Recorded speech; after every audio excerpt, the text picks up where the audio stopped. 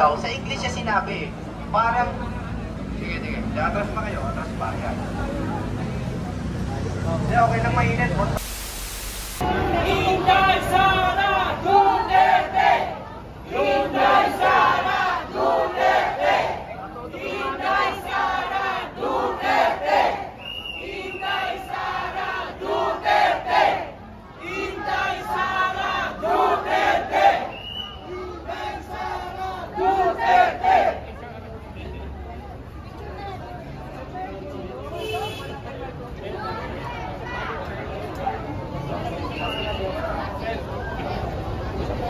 Ang ating senador! Guys, pahilang niyo telephone! Ang ating senador! Senator Jimmy Bongo!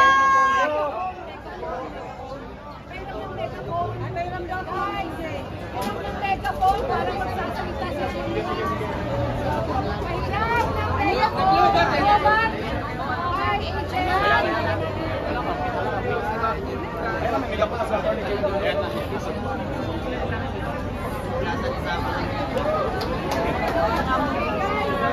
Bayan! Doon tayo sa harap ko. Siguro mo na lang tayo kaya tayo.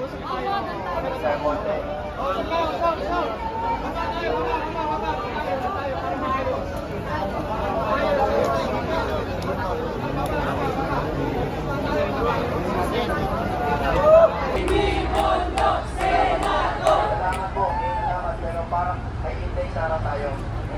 Pag hindi ko kayo inaawan. Siyempre gusto ko yan. Pero sa totoo lang po, nandito ako para makisa sa inyo.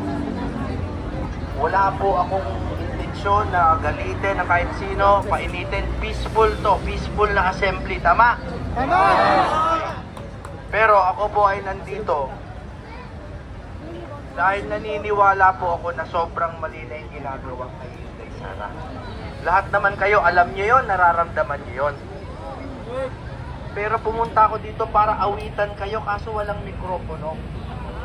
Gusto ko sanang awitin sa inyo yung bagong awitin ko para kay Inday Sara at para sa mga Duterte. Unang paalala po, alam ko naman lahat tayo mapayapa dito and I think yan ay talagang katangian ng mga Duterte supporter. Alam ko.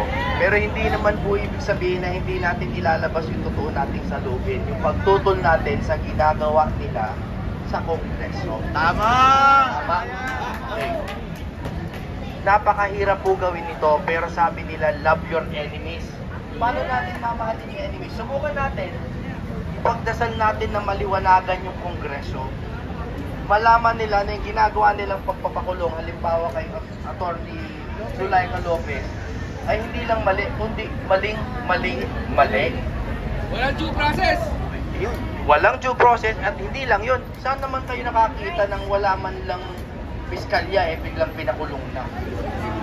Napakabawal, hindi naman po kriminal yung tao. Pero alam nyo, hindi bali na. Total naman at least kahit paano na solusyon na ngayon ni Inday Sara. Kaya tayo nag-assemble dito kasi may mga susunod pang hearing, may mga susunod pang resource person. Tayo ay manawagan sa mga distrito nyo, sa mga congressman nyo, diretso nyo pong itag. Sabihin nyo sa kanila, wag naman nila gawin yun sa ating mga resource persons mula sa OVP at kung saan man, DepEd o kung saan pa man. Wala sila pansin. Tama po ba? Ngayon, eto ba, kaya nyo talagang magpuyatan dito? Kaya nyo araw-arawin to? Okay. Sa susunod, maghahanap ako ng paraan para magka-sound system naman tayo dito para magkakanta tayo. Kasi pa, alam nyo, Ma'am MJ, tsaka Agent Morales at lahat po, alam nyo lahat, ang dati ko pang lengguwahe, bago pa mag-abogado, kung ano pa man, music. Napaka-importante po ng music para ipagbuklod-buklod tayo. Kaya para sa akin po, huli ko lang mensahe, ako po ay susuporta sa inyo. Kung i-allow tayo ng munisipyo na mag-set up dito ng munting sound system, gagawan ko po ng paraan para mas makapag-usap tayo na maayos. Dahil ang bigat nito mga ngawit ako dito. Samakan namin para sa'yo! May pinakuha po akong konti, pasensya na kayo, mahirap lang ako. Alam niyo si Mocha, merong, ano yung tawag niya, cookie ni Mocha? Okay, meron akong pandesal ni Jimmy. Padalhin na po. Kala namin, saging ni Jimmy. Baka MTRCB yan dumating dito. Yari tayo dyan. Kayo po ba ay naniniwala sa sinabi ng Pangulo natin na ipatitigil niya yung iban nila yung sinabi ng Pangulo? Alam ko, pero kahit na ano, na makukuha natin na salita sa kanila, na para panindigan nila, gawin po natin, bugbugin natin ang social media, hindi lang po dito. Kasi ang totoo pong laban ngayon, sa totoo lang, kalsada at social media. Kailangan panindigan nila yun. Huwag nilang babaliin yun. Yun na lang po ang huling sinulit. Meron ba sila nun? Kaya tayo ay nagtitimpi pa dahil kahit papano meron din silang pinapakitang pagtitimpi. Pagdasal po natin sila na sana panindigan nila na wala talagang impeachment na mangyayari. Okay? Maraming salamat po. Magkita pa tayo. Hindi naman ako aalis. Tula muna. Tapos parinig, kumalay nyo, marinig natin ng paganyan. Pwede. Awawa naman tayo. Naawa ako sa atin, Ma'am MJ. Pwede natin gawing team sa kulay na. Kaya nyo pa makinig? Umuulan. Okay. Kung mapapansin nyo po, yung demokrasya, sa bawat pagpalit po ng gobyerno ay nag-iiba ng mukha. Kung minsan parang natatapakan. Bagamat ang tingin nila kay Pangulong Duterte dati, parang kala mo kung sinong authoritarian o diktador, parang sa kanya yata walang tinapakan talaga. Sa totoo lang. No? Wala hong inawat magsalita, siksir siyang pinugbog. Pero hindi niya tinapakan. Bakit po? Nag-usap po kami dati ng Pangulo. At sa English niya sinabi, no? Kaya, umuulan na. Kaya niyo ba? Kaya Sige, sabay-sabay tayo magkasakit. Wala. Ha? Tama. Okay. Yun pong sinasabi ni Pangulo dati sa akin. Yung democracy daw, sa English niya sinabi, parang, sige, atras pa kayo, atras pa, yan. Hindi, okay lang mainit, huwag sa mga. Okay. Ang sabi po niya, yung democracy is like a parang fragile flower, sabi niya. Fragile flower, para bang kumbaga bulaklak na parang sa kahit anong pagkakataon, biglang pwedeng mamatay, mabubot. Tin-translate ko lang yon. Kasi po, nung bumisita po kami kay Atty. Zulaika Lopez, ang tapang po na abogado niyan, pero nandun siya sa kama, parang siya yung, para ba siyang simbolo ng demokrasya na unti-unting tinatapakan. No? So, na-inspire po ako magsulat nitong Mahinhing Bulaklak. Yun po yung title, Mahinhing Bulaklak. May internet ba kayo ngayon? Meron. Okay. Babasahin ko, baka tulugan niyo ako, ha? Okay, sige. Parinig ko po sa inyo mamaya, pero ang letra niya, Mahinhing Bulaklak. Tanim ng kasaysayan. Ang laya ng bayan. Ibig sabihin po, parang mahinhing bulaklak talaga na tayo nagtanim noong 1986.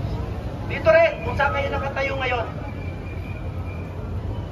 higit pa sa ginto, Kalyano Gold, o pangako ng yaman, ang laya ng bayan.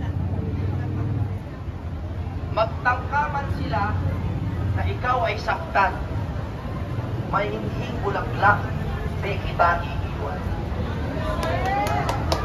Nakita nyo si Bibi Sara, hindi niya iniwan si Antonio. Ang puro, bulaklak ng laya, kahit minsan uaw, iyuyuko sa kapangyarihang ligaw.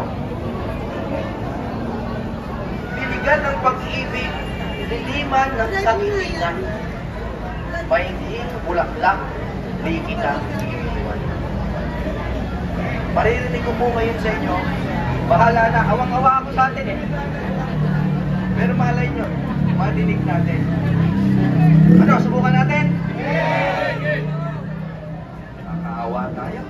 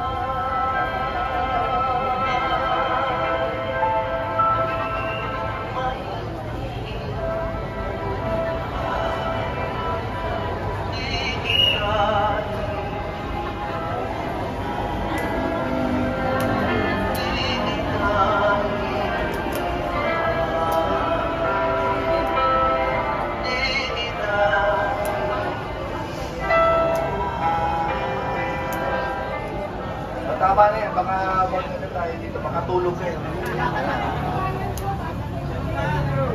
Kaya ko lang po ginawa yan last decades kasi kung mapapansin nyo lahat sa mga kanta natin mula dati pa yung mga lumang kanta, kailangan po natin gumawa ng mga bagong kanta na sasalinin yung mga bago nating sa loobin, yung ating konting-kuot ngayon na nangyayari ngayon, pero yung ating pag-asa na alam natin palang araw si Sara magiging presidente natin. Isang muling sigaw, 3 beses. Inday Sara Duterte! Inday Sara Duterte! Inday Sara Duterte! Mabuhay ang Pilipinas! Mabuhay! Mabuhay na kami Jimmy Bondok! Mabuhay! Pinoklam sa Senado! Mabuhay! Naisingit ko pa yun. Pero salamat po sa pagmamahal nyo.